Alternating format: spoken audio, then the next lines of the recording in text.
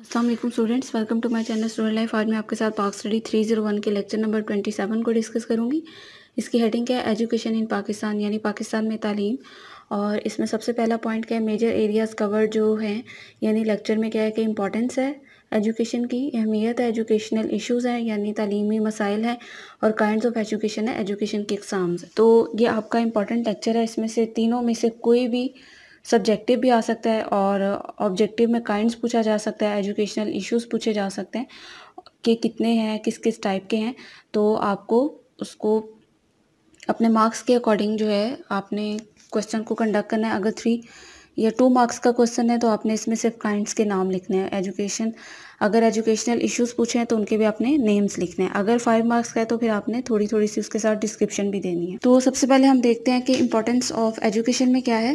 इसमें वो क्या कह रहे हैं कि जो एजुकेशन है वो एक की है किसी भी फ़र्द, मुआशरे और रियासत की तरक्की के लिए, और ये कुदरती खसूसियात और फ़र्द की सलाहियतों को भी तश्कील देती है। इसका फैमिली और सोसाइटी के साथ पॉजिटिव रिलेशन है। ये शहरियों को माहौल से नबर्द आजमा यानी निपटने का एक कॉन्फिडेंस देती है, एतमाद देती है, और ये भी बताती है कि आपने अपने मकसद को कैसे हासिल करना है, यानी आपको मकसद का एहसास भी फराहम करती है। उसके बाद क्या है कि तालीम एक गोल है, एक हदफ है जिसको आपने हासिल करना होता है, और वह आपको इंफॉर्मेशन भी प्रोवाइड करती है जो आप दूसरों को भी तालीम की बेस पे देते हैं और उनके लिए भी मददगार साबित होती है। उसके बाद क्या है कि तालीम आपको जॉब्स और ऑक्यूपेशंस का हक भी देती है, यानी आपको बताती है कि आपके लिए क्या जॉब बेटर है और क्या पेशा आप चूज़ कर सकते हैं। ये शहरियों को उनके हकूक़ और फ़राइज़ के बारे में भी मौसर ट्रेनिंग देती है, यानी उनको ट्रेनिंग करती है, उनको इस काबिल बनाती है कि वो अपने बारे में सोच सके, अपने राइट्स के लिए आवाज़ उठा सके। ये शख्स की शख्सियत की तामीर में और मजमूई तौर पर माशरे में ज़्यादा तामीरी किरदार अदा करती है। उसके बाद क्या है कि तालीम को कौम की तामीर के साथ मरबूत होना चाहिए और बुनियादी इक़दार को मुंतकिल करने के काबिल होना चाहिए। उसके बाद क्या है कि रवैयों की तश्कील के लिए भी तालीम ज़िम्मेदार होनी चाहिए। इससे लोगों में समाज सोशलाइजेशन मुंतकिल करनी चाहिए। तालीमी निज़ाम रियासत के नज़रिए और उसकी शनाख्त के मुताबिक बनाया जाना चाहिए। तालीम समाजी और मुआशी तरक्की का इशारा है। हकीकी तरक्की के लिए मुनासिब तालीमी सहूलियात फराहम की जाएँ, शरह ख़वानगी बढ़ाई जाए। तरबियत याफ्ता और काबिल इंसानी ताकत किसी कौम को कामयाब बना सकती है। उसके बाद क्या है कि वक्त के बदलते हालात और चैलेंजेस से निपटने के लिए सिर्फ ऐसे पढ़े लिखे लोग बेहतर तौर पर लेस हो सकते हैं जो तालीम याफ्ता हैं। तालीम बैनुल अक़वामी माहौल की बेहतर तफ़हीम फ़राहम करती है, यानी आपको अक़ल और सोच फ़राहम करती है जो हम सबको मुतासिर करती है। इस्लाम मुसलमानों से कहता है कि वो तालीम हासिल करें। दूसरे मज़ाहब में भी तालीम की बहुत ज़्यादा अहमियत भी है और वो भी तालीम की कदर करते हैं। उसके बाद नेक्स्ट पॉइंट क्या है? सेकंड, एजुकेशनल इश्यूज़ यानी तालीमी मसाइल। इसमें क्या है कि तारीख़ी नुक्ता नज़र से अगर देखा जाए तो पाकिस्तान ने आज़ादी के बाद से तालीम के फ़रोग़ के लिए काबिल तारीफ़ कोशिशें की हैं। और उसके बाद क्या है कि तलबा के इनरोलमेंट को बढ़ाने के लिए फ़ंडिंग भी की गई, सहूलियात भी फराहम की गई और मुफ्त प्राइमरी तालीम भी मुतारिफ़ करवाई गई। तालीम की तरक्की के लिए दरअसल इक़दामात किए गए। अब ये क्या है? ये इक़दामात आपसे पूछे जा सकते हैं कि तालीम की तरक्की के लिए क्या इक़दामात किए गए, तो ये आपने अच्छे से करने हैं। इसमें है कि गवर्नमेंट ने तमाम 5 साला मंसूबों और सालाना मंसूबों में तरक्याती मनसूबाबंदी को लाज़मी बना दिया। उसके बाद नेक्स्ट है तालीमी कमीशन कायम किया गया और नई तालीमी पॉलिसियाँ भी मुतारिफ़ करवाई गई। उसके बाद यह है कि तनकीदी तशख़ीस संजीदा मसाइल की निशानदेही करती है जिसमें तालीम के अहदाफ़ के हसूल के लिए फ़ौरी तवज्जो की ज़रूरत होती है। उसके बाद नेक्स्ट पॉइंट क्या? प्रॉब्लम ऑफ रिसोर्सेज़ यानी वसाइल का मसला। इसमें क्या है कि तालीम के लिए वसाइल की तकसीम तसल्ली बख्श नहीं है। ये इसलिए कि ये इससे बहुत कम है जब मुल्कों की एक बहुत बड़ी तादाद तालीम पर खर्च करती है, और ख़ास तौर पर वो ममालिक जो दूसरी जंग अज़ीम के बाद तरक्की याफ्ता हैं। इनमें से ज़्यादातर रकम तनख्वाहों और इंतज़ामिया को जाती है। इंफ्रास्ट्रक्चर तहकीक और तरक्की की सहूलियात के लिए कम रकम दी जाती है। उसके बाद क्या है? लो लिटरेसी। इसमें क्या है कि कम जो शरह ख़वानगी है पाकिस्तान में, इसमें वो क्या कह रहे हैं कि पाकिस्तान में शरह ख़वानगी 46% है। ये भी आपको ऑब्जेक्टिव में आ सकता है कि पाकिस्तान में लिटरेसी रेट क्या है, तो आपको याद होना चाहिए कि 46% है, जबकि मीनिंगफुल ख़वानगी यानी जो शरह काउंटेबल है वो बहुत कम है। ख़वातीन की ख़वानगी कम है, दही इलाकों में ख़वानगी बहुत ज़्यादा कम है। उसके बाद नेक्स्ट पॉइंट क्या है? Enrolment and retention. इसका क्या मतलब है कि इंदराज एक तो करवाना और उसको फिर बरकरार रखना, यानी स्टूडेंट्स को इनरोल करवाना फिर उनकी इस्तादाद को बरकरार रखना।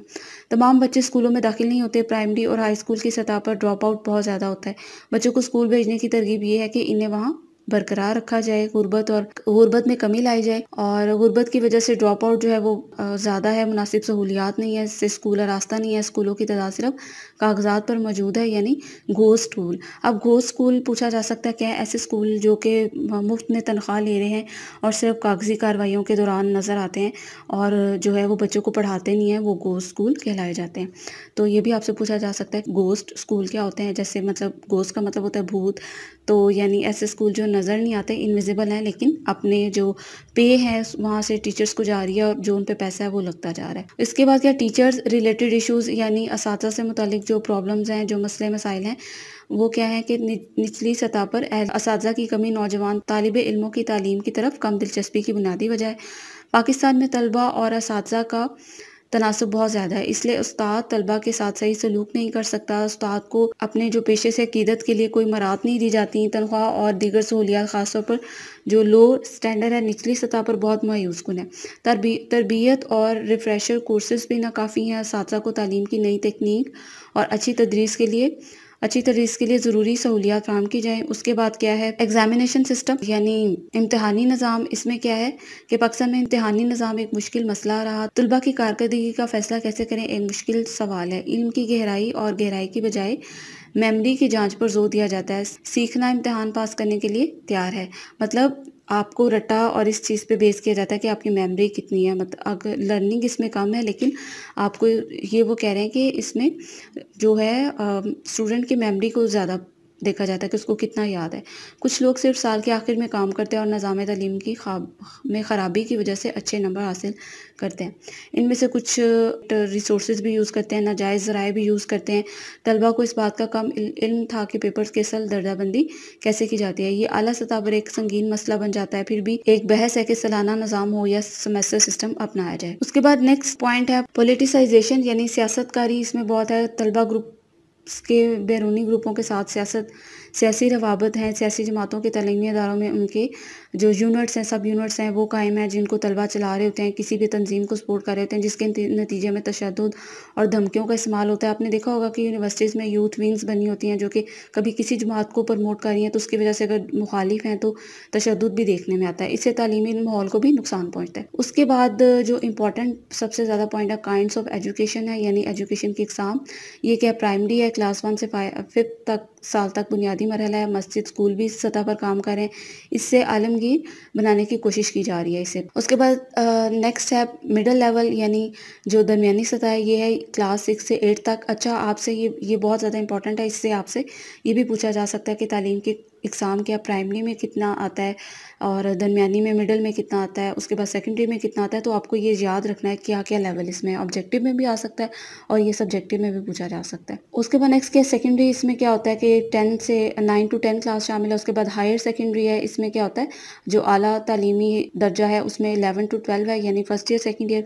उसके बाद डिग्री लेवल है। तो डिग्री लेवल में क्या है, ये साइंस या आर्ट्स की बैचलर डिग्रीज के अवार्ड्स के लिए 2 या 3 साल की यूनिवर्सिटी सतह की तालीम होती है। यानी यूनिवर्सिटी की जो एजुकेशन है वो डिग्री लेवल है। यूनिवर्सिटी पोस्ट ग्रेजुएट लेवल आ गया। उसके बाद ये पीएचडी का लेवल होगा। इसमें क्या होता है, university post graduate level MA, MSc, MPhil और पीएचडी स्पेशलाइजेशन, डिप्लोमा और प्रोग्राम की सतह पर पेश किए जाते हैं। कॉलेजेस पोस्ट ग्रेजुएट लेवल पर भी पढ़ाते हैं। अब कुछ कॉलेजों को यूनिवर्सिटी का दर्जा दिया गया है। उसके बाद नेक्स्ट पॉइंट है प्रोफेशनल, यानी पेशावर या पेशावराना तालीम जहाँ दी जाती है। पेशावराना तालीमी शोबे मेडिकल और डेंटल यानी दंदान साजी जिसको कहते हैं, इंजीनियरिंग, कारोबार और तजारत और टेक्निकल जहाँ पे सिखाया जाता है और पेशावराना डिग्रियाँ इसमें शामिल होती हैं। उसके बाद नेक्स्ट क्या है, एडल्ट एजुकेशन यानी बालिगों की तालीम बालिगा भी इसको कहा जाता है। तो इसमें क्या है, जो एडल्ट अपने इब्तदाई सालों में तालीम हासिल नहीं कर सकते, उनके लिए ये एडल्ट एजुकेशन का सिस्टम जो है वो मुतारिफ करवाया जाता है।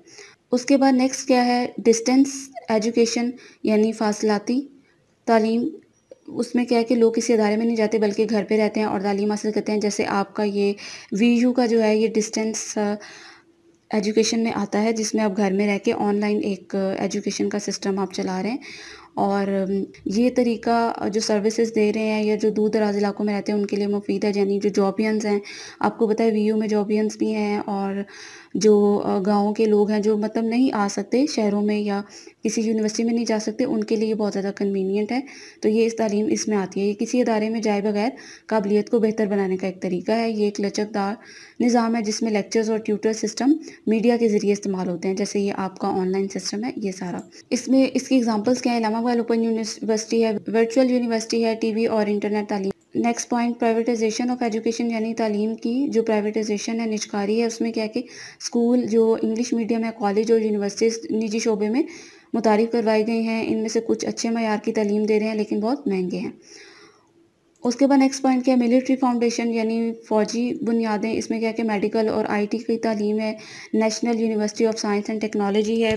उसके बाद बहरिया यूनिवर्सिटी है, और उसके बाद एयरफोर्स यूनिवर्सिटी है। उसके बाद है मॉडर्न टेक्नोलॉजी एंड एजुकेशन, जदीद टेक्नोलॉजी और तालीम। इसमें क्या है कि टेक्नोलॉजी की तालीम का मतलब है आईटी, कंप्यूटर, सॉफ्टवेयर और हार्डवेयर की तालीम। आईटी और जो ये रेगुलर तालीम है आपकी, इल्म तक रसाई और फ़नी तालीम।